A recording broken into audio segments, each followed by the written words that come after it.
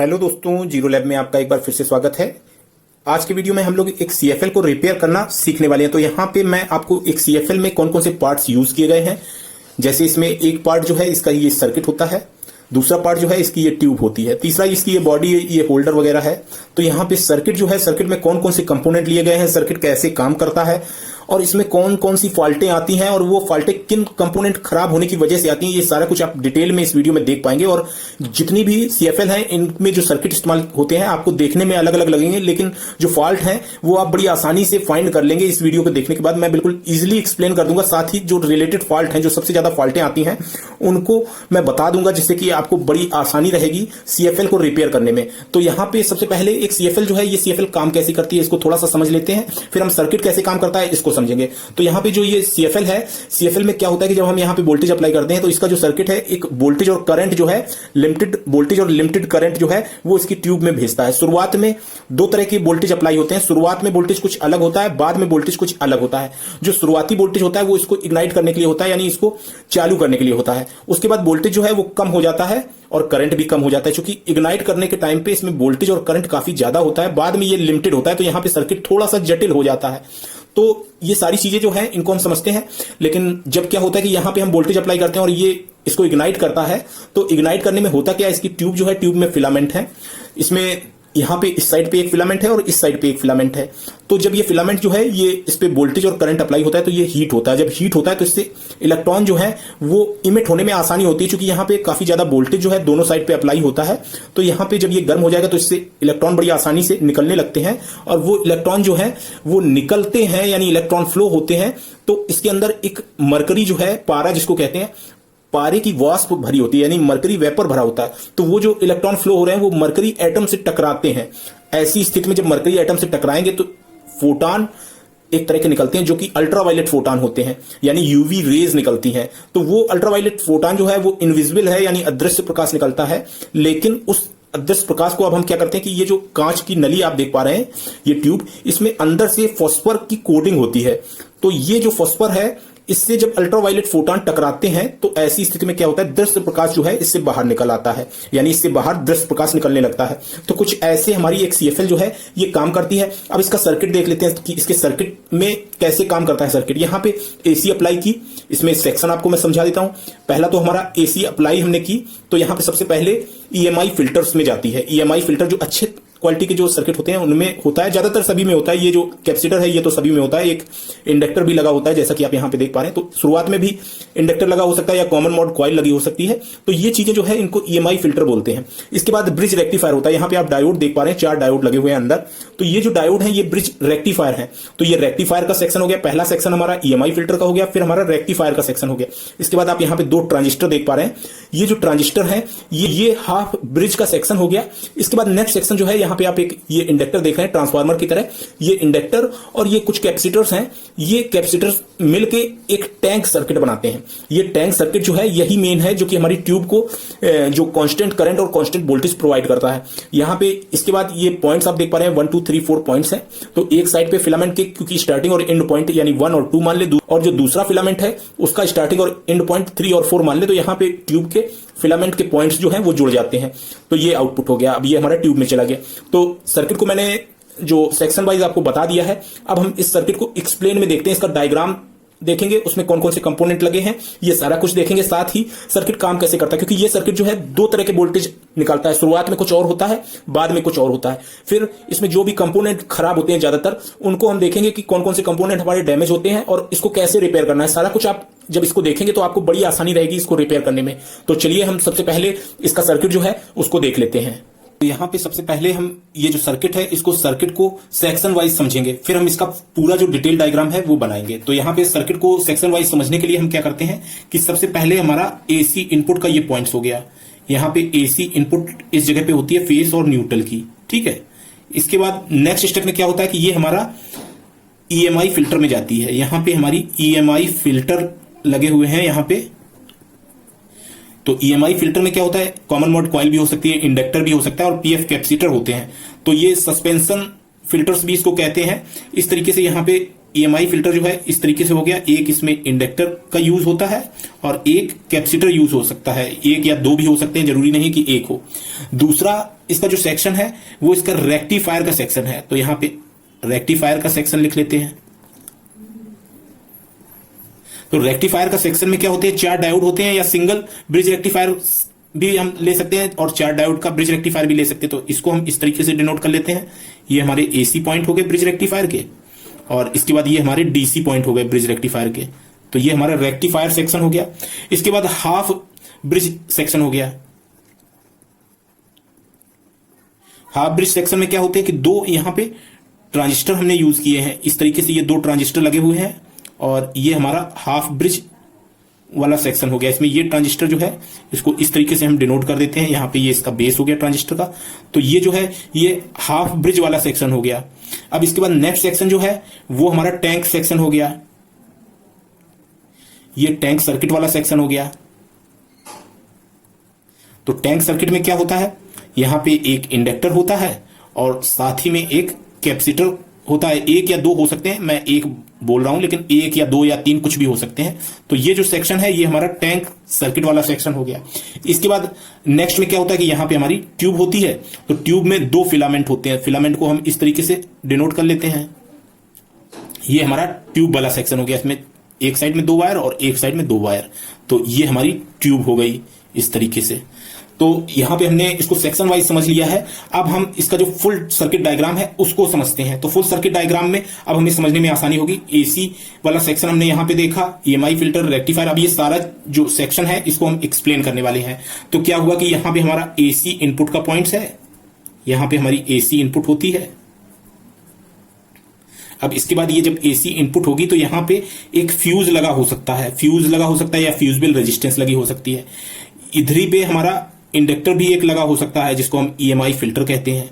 तो यहां पे फ्यूज जो है ये प्रोटेक्शन करता है। इसके बाद ये हमारा ब्रिज रेक्टिफायर में जाता है। ब्रिज रेक्टिफायर सिंगल चिप भी हो सकती है या 4 डायोड लेके ब्रिज रेक्टिफायर बनाया गया हो सकता है। तो यहां पे प्लस माइनस हमारी जो है रेक्टिफाइड होके यहां पे AC हमारी निकल आई। अब यहां पे क्या है कि एक कैपेसिटर लगा हुआ है जो कि इसको स्मूथ करता है और यहां पे हमें DC मिल गई। अब यहां पे प्लस मिला है, यहां पे हमें माइनस मिला है। अब इसके बाद नेक्स्ट स्टेप में क्या होता है कि अब हमारा जो जटिल सर्किट है वो स्टार्ट होती है, लेकिन मैं बिल्कुल आपको इजी वे में आपको यहां पे समझा दूंगा। तो सबसे पहले हम प्लस जो है इसको प्लस को बिल्कुल लास्ट में ले जाते हैं। प्लस वाला जो ये पॉइंट है इसको हम लास्ट में ले जाते हैं जिससे कि आपको बिल्कुल क्लियर होगा। तो यहां पे प्लस वाला यहां पे पहुंच गया। अब यहां पे एक कैपेसिटर हमने लगा दिया इस तरीके से। अभी मैं सारे जो कंपोनेंट है उनको बता दूंगा कि कौन सा कैपेसिटर की क्या वैल्यू रहेगी, सारी जो कंपोनेंट इसमें यूज किए गए हैं उनकी वैल्यू क्या रहेगी। अब यहाँ पे हमारी ट्यूब जो है उसको हम बना लेते हैं। इस तरीके से हमारी ट्यूब यहाँ पे लगी हुई है। एक साइड ये हो गई ट्यूब की और दूसरी साइड हमारी ये हो गई। तो ये ट्यूब के वायर्स हो गए, ये हमने इस तरीके से निकाल लिए। ठीक, अब क्या है कि ये ट्यूब जो है, ट्यूब का एक साइड का फिलामेंट डायरेक्ट इस कैपेसिटर के साथ यानी पॉजिटिव के साथ कनेक्ट हो गया। कैपेसिटर बीच में सीरीज में लगा हुआ है। अब यहां पे हम क्या करते हैं कि अब हमारा रेक्टिफायर सेक्शन हो चुका है। अब हाफ ब्रिज सेक्शन जो है उसको हम बनाएंगे, बाद में टैंक सर्किट बनाएंगे। तो हाफ ब्रिज सेक्शन में क्या है कि 2 NPN ट्रांजिस्टर यूज किए गए हैं। यहां पे हम उनको बना लेते हैं। ये हमारे NPN ट्रांजिस्टर हो गए। इस तरीके से हम इनको बना लेते हैं। ये हमारे ट्रांजिस्टर हो गए। एक ट्रांजिस्टर ये हो गया, इसको हम Q1 डिनोट कर देते हैं। और दूसरा ट्रांजिस्टर जो है वो हमारा यहां पे हो गया इस तरीके से, इसको हम Q2 डिनोट कर देंगे। ये हमारा Q2 हो गया। ये इनके बेस पॉइंट हो गए। जैसा कि आप देख पा रहे हैं यहाँ पे बेस पॉइंट हमने बना दिए हैं। अब दोनों जो बेस पॉइंट है Q1 और Q2 के, इनके साथ में एक एक रेजिस्टेंस हमने जोड़नी है। यहाँ पे इस तरीके से हमने एक एक रेजिस्टेंस जोड़ दी बेस के साथ में। Q1 जो है, इसका Q1 का ये वाला पॉइंट जो है ये हमारा डायरेक्ट पॉजिटिव पॉइंट से जुड़ जाता है। Q2 का इस साइड का जो पॉइंट है ये हमारा डायरेक्ट निगेटिव से जुड़ेगा। तो इसको भी हम जोड़ लेते हैं। यहाँ पे हमारा निगेटिव जो है इसको हम इस तरीके से यहाँ बढ़ा लेते हैं और इसको हम Q2 के साथ जोड़ देते हैं। ये हमारा Q2 के साथ जुड़ गया। अब नेक्स्ट स्टेप में क्या है कि यहाँ पे जो ये हमारा Q1 है, Q1 के साथ में एक रेजिस्टेंस लगी है और फिर ये हमारा Q2 के इस वाले पॉइंट, ट्रांजिस्टर के इस वाले पॉइंट के साथ जुड़ गया। ये हमारा इन दोनों का जो कॉमन पॉइंट है, बीच का पॉइंट, ये हमारा निकल आया। अब इसके बाद क्या है कि नेक्स्ट स्टेप में हमारा जो ये Q2 है, Q2 के साथ में ही एक डाइक जुड़ा होता है। अभी मैं एक एक चीज बताऊंगा, ये सर्किट जो है कैसे स्टार्टअप करता है और कैसे ये फंक्शन करता है, सारा कुछ आप देख पाएंगे। तो यहाँ पे जो रेजिस्टेंस लगी है, ये 2 रेजिस्टेंस, इनमें से जो Q2 के साथ जो रेजिस्टेंस लगी है इसी के साथ एक डाइक लग गया। तो यहाँ पे डाइक हम लगा लेते हैं। डाइक का सिंबल कुछ इस तरीके से हम डिनोट कर देते हैं। ये हमारा डाइक हो गया। ठीक, इसके बाद नेक्स्ट स्टेप में ये जो डाइक है, डाइक का नेक्स्ट पिन जो है, इस साइड की पिन तो हमारी रेजिस्टेंस के साथ जुड़ गई। इस साइड की जो पिन है, यहाँ पे एक कैपेसिटर लगा होता है, ये स्टार्टअप कैपेसिटर होता है। अभी मैं आगे एक्सप्लेन करूंगा, इनकी वैल्यू जो है वो भी एक्सप्लेन करूंगा। तो ये डाइक जो है, ये डाइक हमारा लग गया। यहाँ पे क्या है कि ये जो डाइक है, ये डाइक पॉजिटिव के साथ भी कनेक्ट होता है, लेकिन यहाँ पे पॉजिटिव के साथ कनेक्ट होने से पहले इसमें एक रेजिस्टेंस लगी होती है। यहाँ पे ये रेजिस्टेंस लग गई और इसको हमने क्या किया, डाइक के साथ पे यहाँ पे कनेक्ट कर दिया। ठीक है, इसके बाद नेक्स्ट स्टेप में क्या होता है कि यहाँ पे एक डायोड लगा हुआ है जो कि हमारे डाइक के साथ, और ये जो हमारा कैपेसिटर लगा है, स्टार्टअप कैपेसिटर, इसके साथ में यहाँ पे एक डायोड लगा हुआ है। ये डायोड हमारा जो सेंटर टैप्ड पॉइंट है इन दोनों ट्रांजिस्टर के, तो इनके साथ में कनेक्ट हो गया। इसके अलावा यहाँ पे आप देखेंगे कि यहाँ पे एक कैपेसिटर और एक रेजिस्टेंस और लगी है, ये इस तरीके से यहाँ पे लगी हुई है। ये दो कंपोनेंट यहाँ पे लगे हुए हैं और ये हमारे जो डायोड है, डायोड के आगे वाले पॉइंट यानी कॉमन पॉइंट के साथ जुड़े हुए हैं। तो यहाँ पे सर्किट जो है हमारा इस साइड का इतना कंप्लीट हो गया। अब इसके अलावा यहाँ पे Q1 और Q2 पे एक एक डायोड जो है, फास्ट रिकवरी डायोड जो सेफ्टी के लिए इसमें लगाया जाता है, वो लगा होता है। तो यहाँ पे हम उसको भी बना लेते हैं। मैं इस तरीके से यहाँ पे डिनोट कर देता हूं। एक डायोड इस साइड पे लगा हुआ है, इसके इमिटर और कलेक्टर के बीच में। इसी तरीके से यहाँ पे भी एक डायोड लगा हुआ है इस तरीके से।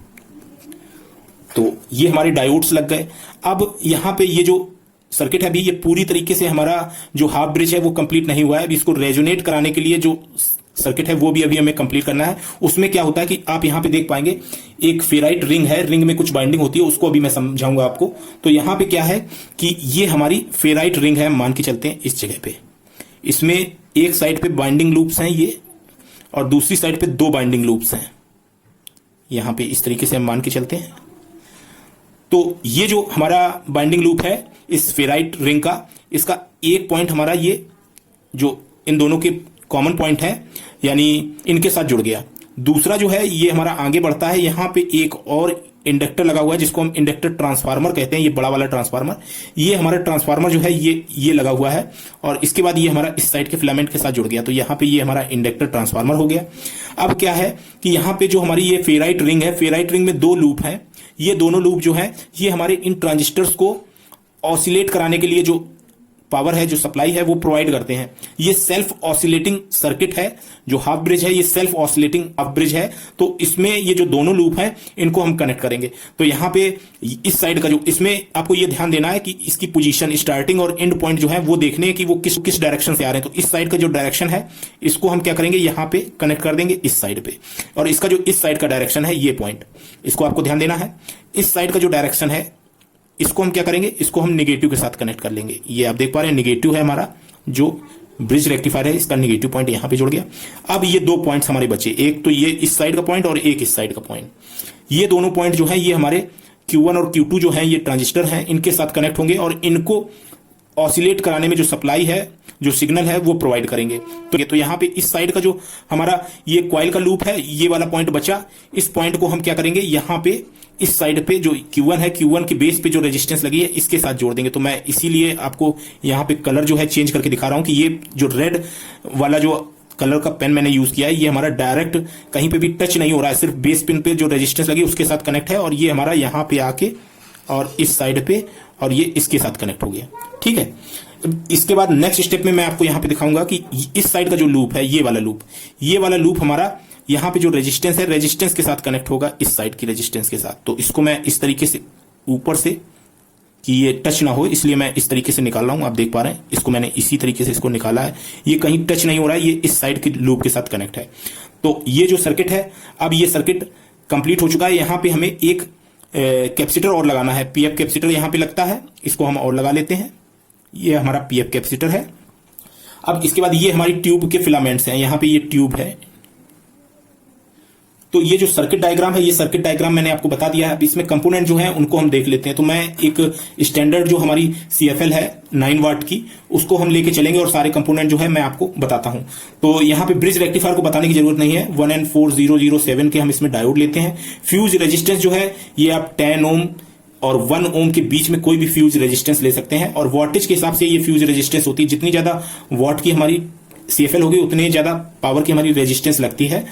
तो यहाँ पे ये चीजें मैं आपको नहीं बताऊंगा। इसके बाद यहाँ पे जो सारे कंपोनेंट लगे हैं उनको मैं आपको बता देता हूँ। यहाँ पे जो ट्रांजिस्टर हमने यूज किए हैं, एनपीएन ट्रांजिस्टर, पावर ट्रांजिस्टर, ये एक सबसे जो बेस्ट ट्रांजिस्टर है उसको मैं बताता हूँ। उस पर आपको प्रिंट मिलेगा MJE 13003, 13007 भी लगा हो सकता है, और ये कई तरह के लगे हो सकते हैं। इनका मैं जो लिस्ट है वो वीडियो के डिस्क्रिप्शन में छोड़ दूंगा, लेकिन बेस्ट जो है वो यही है 13003 का ट्रांजिस्टर। यहाँ पे Q2 जो है वो भी सेम ट्रांजिस्टर यूज किया जाएगा, दोनों Q1 और Q2 जो है वो सेम रहेंगे।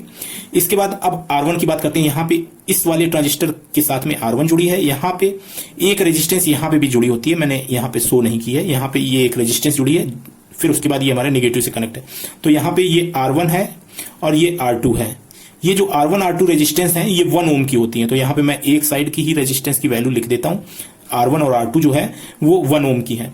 इसके अलावा जो हमारी इसके बेस, ट्रांजिस्टर के बेस के साथ जो रेजिस्टेंस लगी हैं ये 22 ओम्स की होती हैं, 22 ओम्स की। यहाँ पे 22 ओम्स की रेजिस्टेंस लगी हुई है, ये भी मैं 1 ओम लिख देता हूँ, आपको कंफ्यूजन ना हो। अब इसके बाद नेक्स्ट स्टेप में यहाँ पे डाइक लगा हुआ है। इसके अलावा जो स्टार्टअप का कैपेसिटर है, ये पीएफ कैपेसिटर होता है, ये 22 नैनो फैरेड का होता है। इसके अलावा यहाँ पे एक रेजिस्टेंस लगी है, ये रेजिस्टेंस जो है 300 किलो ओम्स की होती है, किलो ओम्स की हो गई। यहाँ पे हमारे जो ये कैपेसिटर और रेजिस्टेंस है, ये इसका स्नैपर नेटवर्क होता है, और स्नैपर नेटवर्क पे मैं एक वीडियो जल्द ही अपलोड करूंगा। यहाँ पे स्नैपर नेटवर्क में 330 किलो ओम्स की रेजिस्टेंस लगी होती है, और जो कैपेसिटर लगा होता है ये 1 नैनो फैरेड का लगा होता है। यहाँ पे 1 नैनो फैरेड का कैपेसिटर लगा हुआ है। यहाँ पे डायोड जो इसमें यूज किए गए हैं, एक ये डायोड है, इसको हम D1 से डिनोट कर लेते हैं।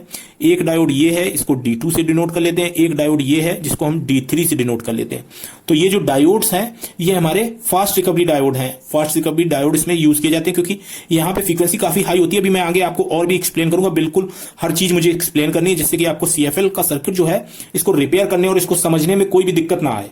अब क्या है कि हमने यहाँ पे जो डायोड है वो फास्ट रिकवरी डायोड लिए हैं। यहाँ पे ये हमारी फेराइट रिंग हो गई, ये हमारा ट्रांसफार्मर हो गया जो इंडक्टर ट्रांसफार्मर यूज किया गया है। इनकी वैल्यू भी मैंने आपको बता दी है। यहाँ पे जो ये पीएफ कैपेसिटर यूज किए गए हैं, इन पीएफ कैपेसिटर्स की मैं आपको वैल्यू बता देता हूं।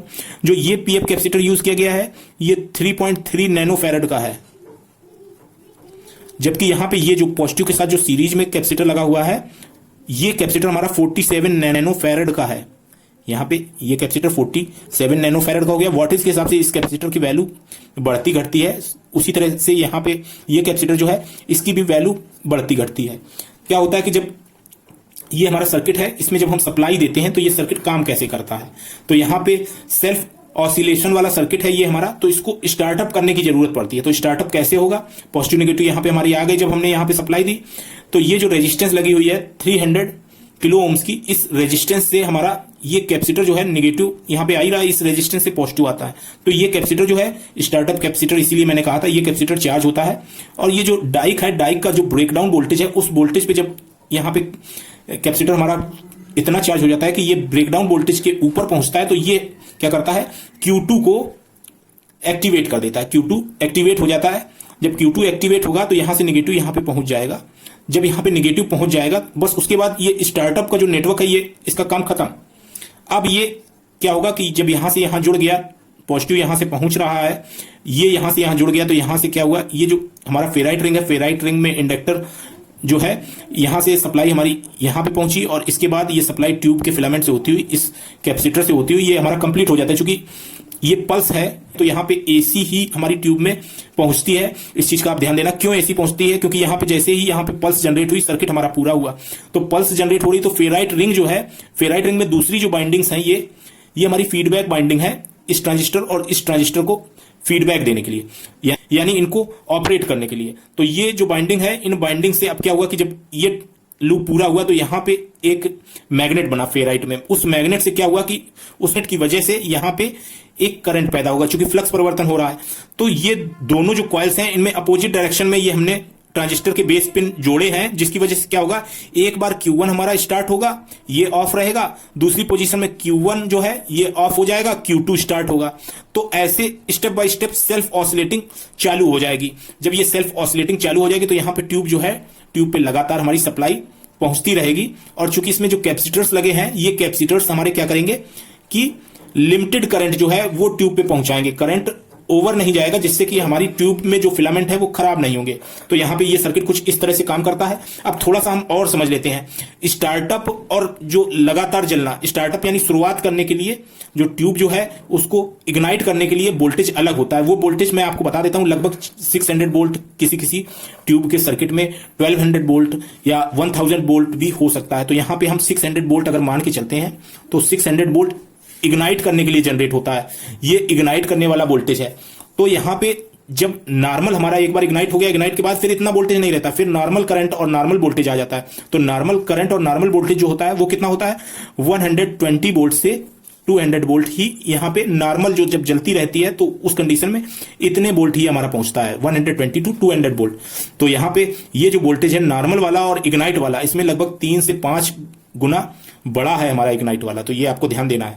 इसके अलावा अब हम इसका थोड़ा सा ग्राफ में समझ लेते हैं कि ग्राफ के द्वारा हमको इसको समझ लें कि जो फ्रीक्वेंसी है, फ्रीक्वेंसी, एम्पियर और वोल्टेज, इन तीनों चीजों को समझ लें कि स्टार्टअप में क्या होगा और जो नॉर्मल जब हमारी जल रही है उस समय क्या होगा। तो यहां पे मैं ग्राफ बना देता हूं।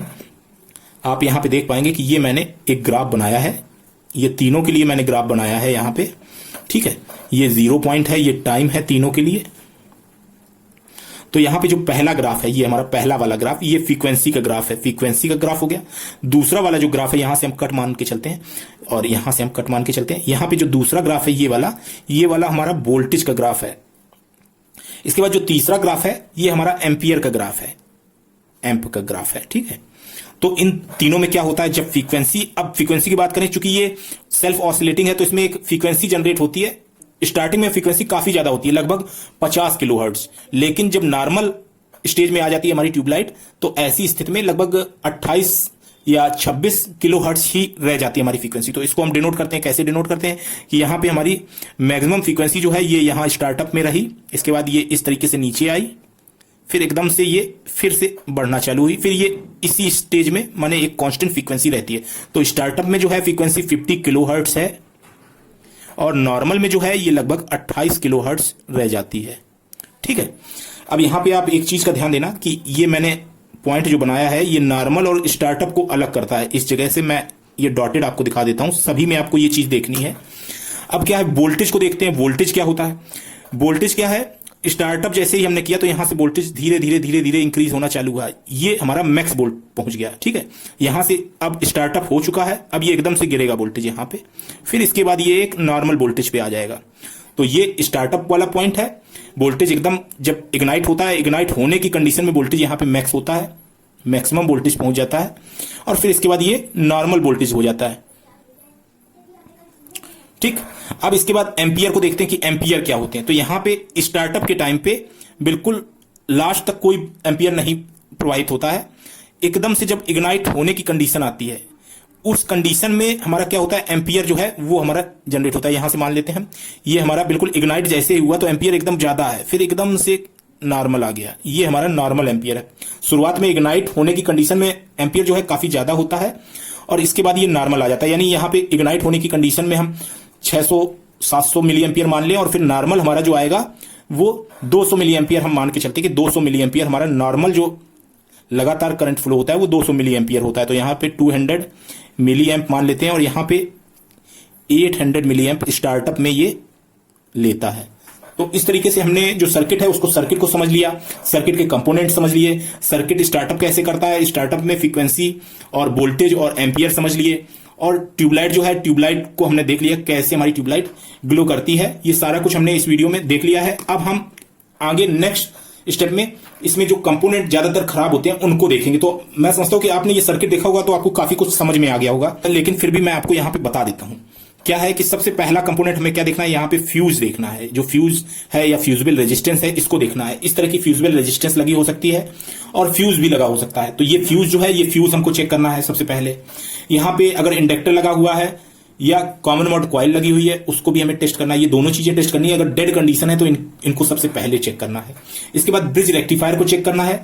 ब्रिज रेक्टिफायर के आगे जहां पे ये कैपेसिटर्स लगे हुए हैं, इलेक्ट्रोलाइट कैपेसिटर्स, ये 2 कैपेसिटर सीरीज में लगे हुए हैं। किसी किसी सर्किट में आप देखेंगे कि सिंगल एक कैपेसिटर लगा होता है, जैसे इसमें सिंगल लगा हुआ है। तो ये जो कैपेसिटर है इन कैपेसिटर्स को आप चेक कर सकते हैं। इसके बाद यहाँ पे जो ब्रिज रेक्टिफायर के आउटपुट पॉइंट है, डीसी पॉइंट, इन पे आप वोल्टेज चेक कर लीजिए। यहाँ पे 300 वोल्ट आपको आउटपुट मिलना चाहिए, लगभग 300 वोल्ट। अगर यहाँ पे 300 वोल्ट मिल रहा है तो यहाँ का पूरा सर्किट जो है ये सही है, ठीक है। इसके बाद नेक्स्ट स्टेप में अब आपको क्या चीजें चेक करनी है। अब सबसे पहली चीज आपको क्या चेक करनी है कि जो स्टार्टअप वाला कैपेसिटर है 22 नैनोफैरेड का, इसको आपको देखना है। ये मेन कैपेसिटर है। अगर आपकी डेड है ट्यूबलाइट तो आपको ये स्टार्टअप कैपेसिटर जो है इसको चेक करना है। स्टार्टअप कैपेसिटर के साथ में आप डाइक टेस्ट करेंगे, डाइक तो नहीं खराब है। यहाँ पे जो ट्रांजिस्टर के साथ लगी हुई रेजिस्टेंस है, ये दोनों रेजिस्टेंसें आपको चेक करनी है जो इनके बेस पे लगी हुई हैं। तो ये चीजें आपको चेक करनी है। इसके अलावा नेक्स्ट स्टेप में आपको क्या चीज देखनी है, यहाँ पे ये कंपोनेंट हमारे खराब नहीं होते हैं। जो 300 किलो ओम की रेजिस्टेंस और 330 किलो ओम की रेजिस्टेंस लगी हैं, ये खराब नहीं होती है। यही खराब होगा, या तो स्टार्टअप कैपेसिटर खराब होगा, या तो ये बेस पिन पे लगी हुई रेजिस्टेंस जो है ये खराब होंगी। इसके अलावा यहाँ पे जो हमारा इस जगह पे पीएफ लगा है, दोनों ट्यूबलाइट्स के जो पॉइंट्स हैं इनके साथ में पीएफ लगा होता है। यहाँ पे कुछ में पीटीसी लगा होता है, मैंने इस सर्किट से निकाल दिया है। कुछ में पीटीसी लगा होता है और कुछ में कैपेसिटर लगा होता है, पीएफ कैपेसिटर, जैसा कि आप यहाँ पे देख पा रहे हैं। तो यहाँ पे ये जो है कैपेसिटर आप देख पाएंगे, ये वाला कैपेसिटर, पॉइंट्स इधर उधर हो सकते हैं। ये वाला जो कैपेसिटर है ये इसका सेंटर वाला कैपेसिटर है जो सेंटर में लगा हुआ है 3.3 नैनोफैरेड का। तो ये कैपेसिटर अलग अलग, इनकी वैल्यू अलग हो सकती है ट्यूबलाइट के वोल्टेज के हिसाब से। तो ये कैपेसिटर आपको चेक करना कि ये कैपेसिटर तो नहीं खराब है। इसके अलावा एक कैपेसिटर जो हमारा पॉजिटिव और एक साइड के फिलामेंट के टर्मिनल के साथ जुड़ा हुआ है, ये कैपेसिटर भी मेन है। ये अगर खराब है तब भी लो ब्लिंकिंग और डेड की समस्या आपको देखने को मिलेगी। तो ये जो कैपेसिटर्स हैं, ये कैपेसिटर्स आपको चेक करने हैं। इसके अलावा आपको क्या चीज चेक करनी है, इसके अलावा इसमें जो फॉल्ट आती है वो यहाँ पे लगी हुई R1 और R2 जो 1 ओम की रेजिस्टेंस हैं, ये आपको देखनी है। ये रेजिस्टेंस तो नहीं खराब है। इसके अलावा जो मेन फॉल्ट है, फिर मेन फॉल्ट हमारी आ जाती है, ये जो ट्रांजिस्टर्स लगे हुए हैं 13003 के या 13007 के या दूसरे भी ट्रांजिस्टर लगे हो सकते हैं, ये हमारे ट्रांजिस्टर जो है ये ट्रांजिस्टर खराब होते हैं। यहाँ पे आप देख पा रहे हैं इस तरह के भी ट्रांजिस्टर लगे हुए हैं और कुछ में ये छोटे ट्रांजिस्टर लगे हुए हैं। जो छोटे ट्रांजिस्टर हैं ये कम वाट की जो हमारी CFL सर्किट्स होती हैं उसमें लगे होते हैं। बाकी जो हाई वाट की है उनमें इस तरह के बड़े ट्रांजिस्टर जो है लगे होते हैं। तो यहाँ पे आपको मैं दिखाता हूँ, जैसे ये है, ये भी ज्यादा वाट का जो हमारा सर्किट है वो सर्किट है। और मैं इसमें जो ट्रांजिस्टर है वो आपको दिखाने का प्रयास करता हूं। इसमें जो ट्रांजिस्टर लगा हुआ है D4205D, तो यहाँ पे ट्रांजिस्टर जो है इनको जब आप इनकी डाटा शीट चेक करेंगे तो आपको पता चल जाएगा कि ये ट्रांजिस्टर जो है इसकी रेंज क्या है, इसकी जगह पे हम दूसरा कौन सा यूज कर पाएंगे, दूसरे की डाटा शीट से मैच करा के आप देख पाएंगे। हालांकि मैं वीडियो के डिस्क्रिप्शन में मेंटेन कर दूंगा कि आप कौन कौन से यूज कर सकते हैं, सभी लगभग एक दूसरे की जगह पे लग जाते हैं। तो ये जो मैंने कंपोनेंट्स बताए हैं यही कंपोनेंट्स जो हैं ज्यादातर खराब होते हैं। बाकी मैंने आपको एक्सप्लेन कर दिया सर्किट में। आपको ये वीडियो जो है कैसा लगा, आपके लिए हेल्पफुल रहा या नहीं रहा, आप अपना फीडबैक जो है वो मुझे जरूर दीजिए कमेंट बॉक्स में। और आशा करता हूं कि ये वीडियो आपको हेल्पफुल रहेगा। और आज के वीडियो में इतना ही। Thanks for watching, have a nice day.